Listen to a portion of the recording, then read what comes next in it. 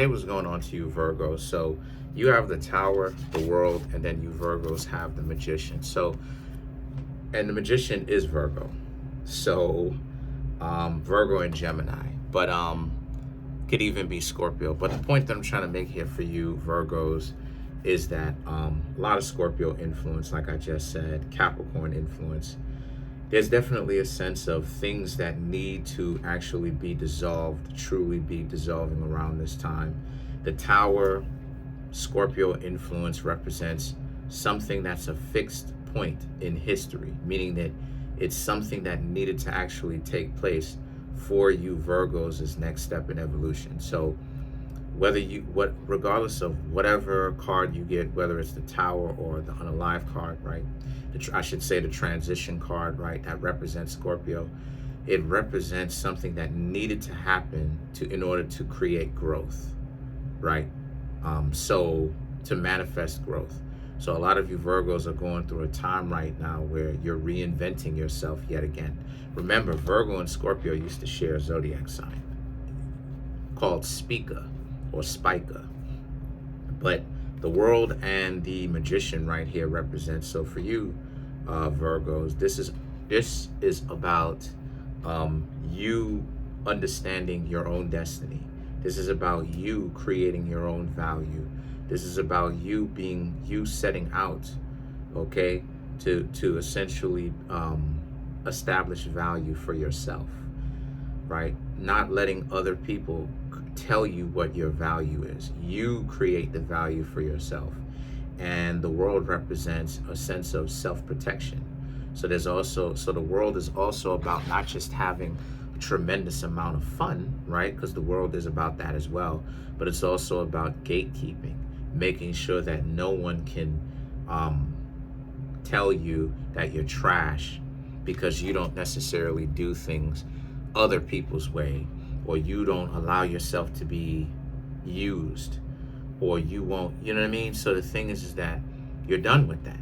And your growth has been, how you Virgos have been developing yourselves is essentially mind-blowing, because people, again, they ignore you, they sleep on you, they don't actually, they don't, they don't actually want to pay attention to you Virgos and how amazing a lot of you actually are.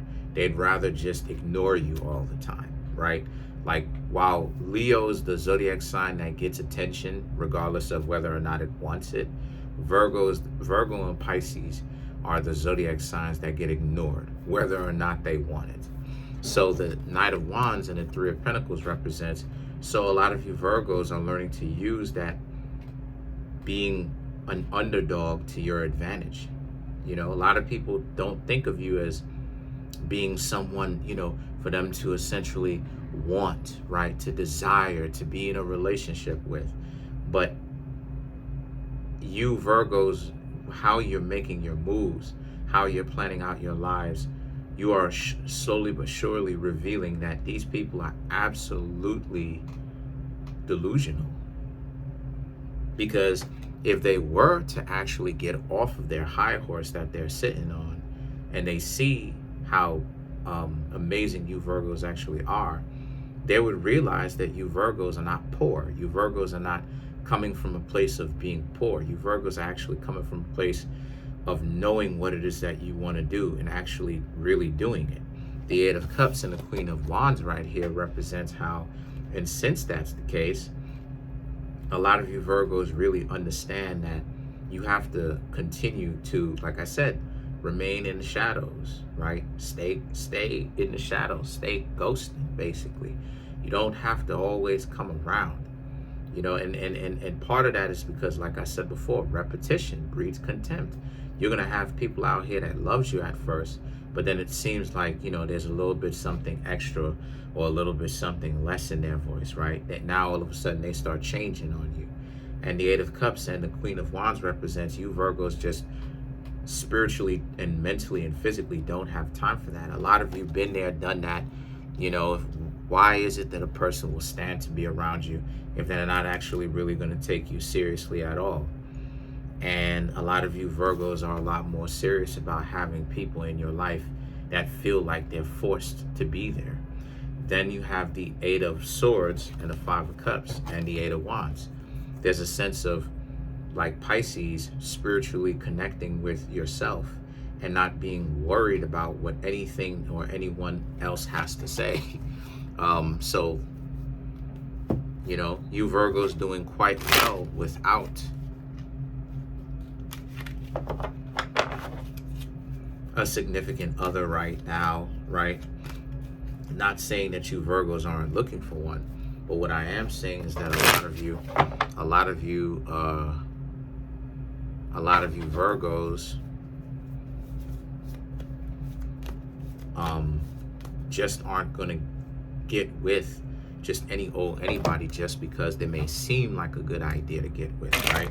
Or just because the person seems like they're interested in you, right? Because not everybody that comes to you that tells you that they like you is even a good pick. So let's clarify the Magician, right? Let's clarify the Magician. So to clarify the Magician, you have the Six of Swords, the Star card, the Wheel of Fortune, the Tower, like I was just saying, and then the Five of Pentacles. The Six of Swords, like I said, the Six of Swords and the Star card, they, you know, you have some people that want to come in and say what's up to you, but there's a problem though. They are not quite healed. And a lot of you Virgos are not in the, you're not in the business of accepting unhealed people anymore. You Virgos been there, done that. You got the t-shirt. You tried that already when you didn't know any better. Dysfunctional people are going to do what they do, right? They're going to now turn back around and try to do something to you, whether, you know, hurtful, you know, tell you something, throw something back up in your face. So the Wheel of Fortune, the Tower, and the Five of Pentacles is about, you know, you being done with that, like I said before. You Virgos don't want to have anything to do with that. You're getting out of this vicious cycle in the first place. And the Tower and the Five of Pentacles, it was supposed to happen. It was always going to happen. Because you Virgos are not dumb despite how people think. I don't know where they get this delusion from. But there's definitely a sense of you Virgos going off covertly, doing your own thing, living your own life. And you're much happy because of it, because you don't have to worry about some weird individual spazzing out on you, right? And yelling or just giving you a very difficult time for no reason. You Virgos can live your life however you want to live it, and that's exactly what you're doing. You Virgos are still continuing to look for other people, but there's definitely a sense of, you know, you're also learning how to become a lot more spiritually inclined. So you're getting in touch with your own internal values. So that's pretty much it. Comment on the video, like the video, subscribe to the YouTube channel, share the video. Trying to get the YouTube channel to 100K subscribers at 14,830 some odd. Smash the subscribe button, smash the like button, hit the notification bell, set the notification bell to all so you can be notified whenever I drop my videos.